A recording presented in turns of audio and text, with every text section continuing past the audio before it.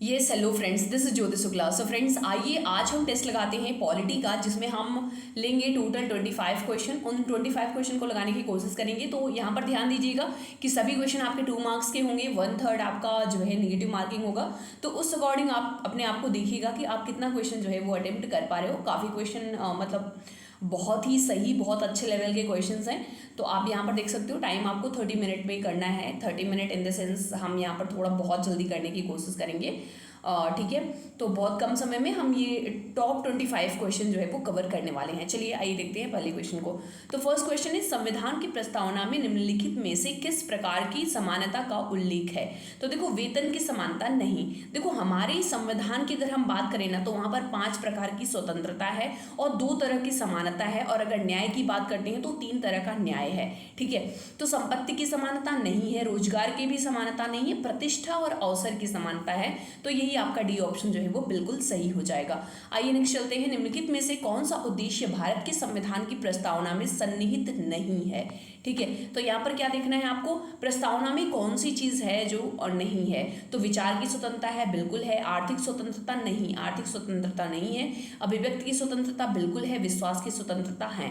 तो आपसे अगर पूछा जाए कि हमारे संविधान की प्रस्तावना में कितने तरह की स्वतंत्रता दी हुई है, तो 5 तरह की स्वतंत्रता जो है वो दी गई है। तो यहाँ पर आप 4 तरह की स्वतंत्रता देख सकते हो। आर्थिक स्वतंत्रता कहीं भी नहीं लिखा हुआ है, तो ये आपका सही ऑप्शन जो है वो ये हो जाएगा दूसरा। नेक्स्ट आते हैं, 42वें संविधान संशोधन 1976 में प्रस्तावना में निम्नलिखित में से किस शब्द को जोड़ा गया था? तो आपको ध्यान होगा कि 42वां संविधान संशोधन, जिसे हम मिनी कॉन्स्टिट्यूशन के नाम से भी जानते हैं, किस नाम से जानते हैं? मिनी कॉन्स्टिट्यूशन, क्योंकि यहाँ पर बहुत तरह की चेंजेस, कई तरह की चेंजेस जो है वो करी गई थी। तो यहाँ पर समाजवादी जोड़ा गया था, बिल्कुल सही है। धर्मनिरपेक्ष भी जोड़ा गया था, और गणराज्य नहीं जोड़ा गया था, न तो लोकतांत्रिक जोड़ा गया था, बल्कि अखंडता जो है वो जोड़ा गया था।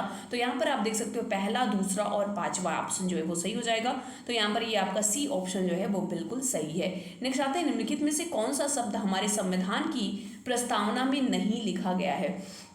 देखो, प्रस्तावना से बहुत क्वेश्चन पूछे जाते हैं कि प्रस्तावना में कितने तरह का न्याय है, संविधान जो है प्रस्तावना में कितने तरह की समानता है, कौन कौन सी चीज़ें जोड़ी गई हैं, कब जोड़ी गई थी। तो ये बहुत ही इंपॉर्टेंट बन जाता है। संप्रभुता है, बिल्कुल है। समाजवादी भी है, पंथ निरपेक्ष भी है, लेकिन साम्यवादी नहीं है। तो यही ऑप्शन जो है आपका सही हो जाएगा। नेक्स्ट आते हैं, भारतीय संविधान की प्रस्तावना के संविधान की प्रस्तावना से प्रेरित है। देखो, हमारे देश का जो हमारे देश की जो संविधान है, उसका जो प्रस्तावना है, वो जो है, जो प्रियम्बल है, वो लिया गया है यूएसए से। ठीक है, यूएसए से प्रेरित है।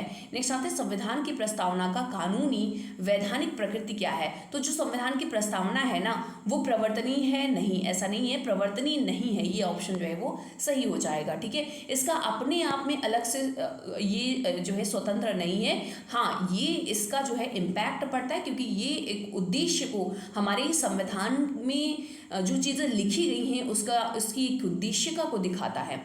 नेक्स्ट आते हैं, निम्नलिखित में से किस निर्देशों का साधन माना जाता है? तो निर्देशों का साधन किससे बोलते हैं? डीपीएसपी, यानी राज्य के नीति निर्देशक तत्व जो हैं, इन्हें। देखो, जो डीपीएसपी है ना, ये डायरेक्टली जो है कोई भी इसके लिए दावा नहीं कर सकता कि हाँ ये होना ही चाहिए। तो ये जो है राज्य अगर चाहे, जैसे परिस्थितियां होगी उस परिस्थितियों के अनुसार उसको लागू कर सकता है। जैसे आप देख सकते हो कि अनुच्छेद 21A जो है उसको अनुच्छेद 45 से जो है, अनुच्छेद 45 में था, मतलब डीपीएसपी में था, उसको अनुच्छेद 21A में कर दिया गया, मूल अधिकार कर दिया गया। उसी के साथ में आप इस समय सुन रहे होंगे यूसीसी के बारे में। ठीक है, ये तो इसके बारे में भी, ये भी बहुत जल्द हो सकता है, मतलब ऐसा कुछ कहा नहीं सकता, या फिर कुछ अनसर्टेनिटी के साथ में यूसीसी को भी लागू किया जा सकता है। तो यूसीसी अभी प्रेजेंट टाइम में अगर बोला जाए कहाँ पर लागू है, तो यूसीसी जो है वो गोवा में आप देख सकते हो कि वहाँ पर लागू है। मूल अधिकार की बात करते हैं तो ये आपको 12 से लेकर, अनुच्छेद 12 से लेकर के 35 तक में आप देख सकते हो। मौलिक कर्तव्य जो है वो, ठीक है, मौलिक कर्तव्य जो है ये भी आपके 42वें संविधान संशोधन के थ्रू जो है वो जोड़ा गया था। प्रस्तावना के बारे में आप जानते ही हो। नेक्स्ट आते हैं, निम्नलिखित में से कौन सा भारतीय संविधान की प्रस्तावना का हिस्सा नहीं है? तो समाजवादी भी है, पंथ निरपेक्ष भी है, लोकतांत्रिक भी है, लेकिन संघवाद जो है ये नहीं है। तो यही ऑप्शन जो है आपका सही हो जाएगा। नेक्स्ट आते हैं 9 नंबर में, भारत के संविधान की प्रस्तावना में कितने प्रकार की न्याय, स्वतंत्रता, समानता और अखंडता को उल्लेख किया गया था? देखो, अभी हमने पहले ही क्वेश्चन में आपने देखा था, तो न्याय जो है वो है आपका 3 तरह का, कौन कौन सा है, सामाजिक, आर्थिक और राजनीतिक न्याय, ठीक है। उसी के साथ में स्वतंत्रता जो है वो 5 तरह का है, समानता जो है वो 2 तरह का है, अखंडता जो है वो 1 ही तरह का है, ठीक है। अखंडता का मतलब उसको खंडित नहीं किया जा सकता, हमारा पूरा देश जो है अपने आप में जुड़ा हुआ है, ठीक है। इसके किसी भी राज्य अपने आप से अलग नहीं हो सकते। तो यहाँ पर आप क्या सकते हो 3521 यानी ए ऑप्शन जो है वो बिल्कुल सही है।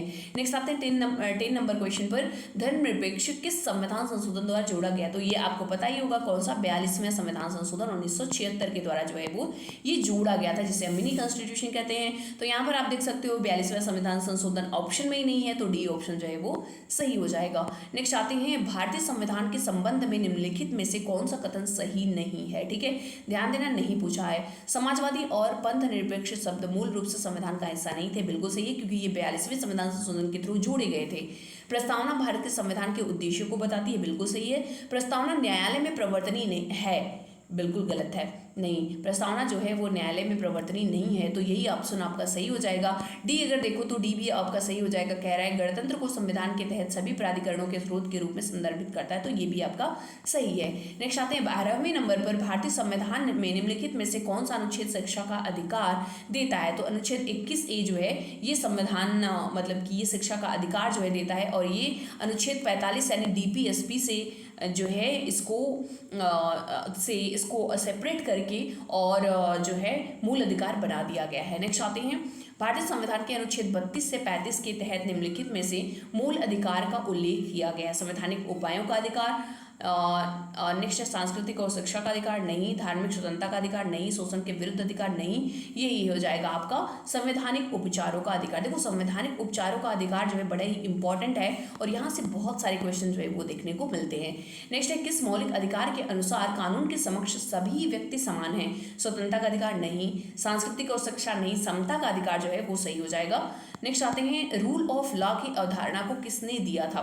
तो अगर आप रूल ऑफ लॉ को देखोगे तो रूल ऑफ लॉ की अवधारणा जो है वो दिए हैं आपके A.V. डाइसी साहब, इन्होंने रूल ऑफ लॉ के बारे में बताया है। नेक्स्ट है, शोषण के विरुद्ध अधिकार किस अनुच्छेद के तहत आते हैं। तो शोषण के विरुद्ध अधिकार आपने देखा होगा कि अनुच्छेद 23 और 24 में, जिसमें हम किसी भी मनुष्य से जबरदस्ती काम नहीं ले सकते, प्लस बच्चों को कारखानों से जो है वहाँ पर काम नहीं किए जाने देना है, ये सारी चीज़ें जो है प्रोहिबिटेड हैं, तो ये आप देख सकते हो। नेक्स्ट है, निम्नलिखित में से कौन से किसने 9 न्यायाधीशों की संवैधानिक पीठ का नेतृत्व किया जिसने निजता के अधिकारों को मौलिक अधिकार घोषित किया। जस्टिस दीपक मिश्रा नहीं, कान्या नहीं, जस्टिस JP खेर नहीं, तो इनमें से कोई ऑप्शन नहीं मैच कर रहा है।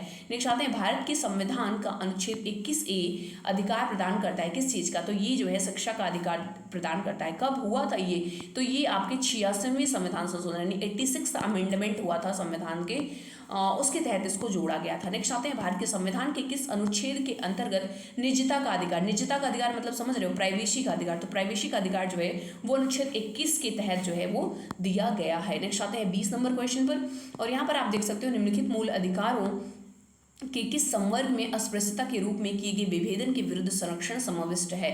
देख रहे हो, विभेदन के विरुद्ध अस्पृश्यता, तो अस्पृश्यता के विरुद्ध यानी कि समता के अधिकार की जो है यहाँ पर बात की जा रही है। नेक्स्ट आते हैं, निम्नलिखित में से कौन सा सही सुमेलित नहीं है। पंदी प्रत्यक्षीकरण, to have the body of, देखो अगर आप इसका इंग्लिश मीनिंग जानते हो ना तो भी आप इजीली कर सकते थे। परमादेश वी कमांड बिल्कुल सही है। प्रतिषेध टू बी सर्टिफाइड ये नहीं होगा। अधिकार परीक्षा बाई वॉट अथॉरिटी ये भी सही है, तो यही ऑप्शन आपका सी जो है वो सही हो जाएगा क्योंकि ये गलत है।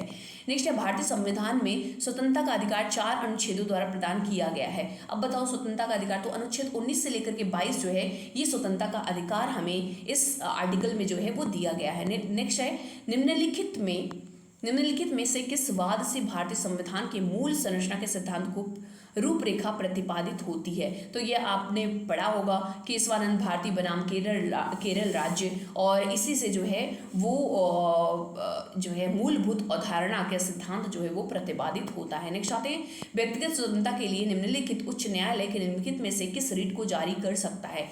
देख रहे हो, उच्च न्यायालय जो है कौन से रिट को जारी कर सकता है व्यक्तिगत स्वतंत्रता के लिए। तो यहाँ पर आपका जो है वो बंदी प्रत्यक्षीकरण जो है वो सही ऑप्शन हो जाता है। ठीक है, क्लियर है। निशाते निम्नलिखित युग्मों में कौन सा सही सुमेलित नहीं है। मानव के दुर्व्यापार जो है ये अनुच्छेद 23 में बिल्कुल सही है। अल्पसंख्यक वर्गों का संरक्षण 29 ये भी सही है। संवैधानिक उपचारों का अधिकार 32 ये भी सही है। शिक्षा के संस्थाओं की स्थापना तथा प्रशासन के लिए अल्पसंख्यक वर्गों का अधिकार अनुच्छेद 31 गलत है। अनुच्छेद 31 नहीं बल्कि ये आर्टिकल 30 में दिया हुआ है, तो यही ऑप्शन आपका गलत है और यही गलत है तो यही आपका क्या हो जाएगा, सही हो जाएगा। तो होप आपको ये 25 क्वेश्चन बहुत ही अच्छे लगे होंगे, काफ़ी स्टैंडर्ड क्वेश्चन थे और इससे आप काफ़ी चीज़ें जो है वो रिवाइज कर सकते हो और आपको पता लग सकता है कि आपने कितना जो है वो पढ़ाई किया है इन मतलब फर्स्ट चैप्टर से रिलेटेड। ये सिर्फ और सिर्फ प्रस्तावना से संबंधित क्वेश्चन थे। तो होप सो आपको ये जो है अच्छा लगा होगा और अगर आपको अच्छा लगता है तो प्लीज़ ज़्यादा से ज़्यादा शेयर करिए और अगर आपने सब्सक्राइब नहीं किया है तो प्लीज़ सब्सक्राइब करिए। तो चलिए मिलते हैं किसी नए वीडियो में। Bye bye and take care.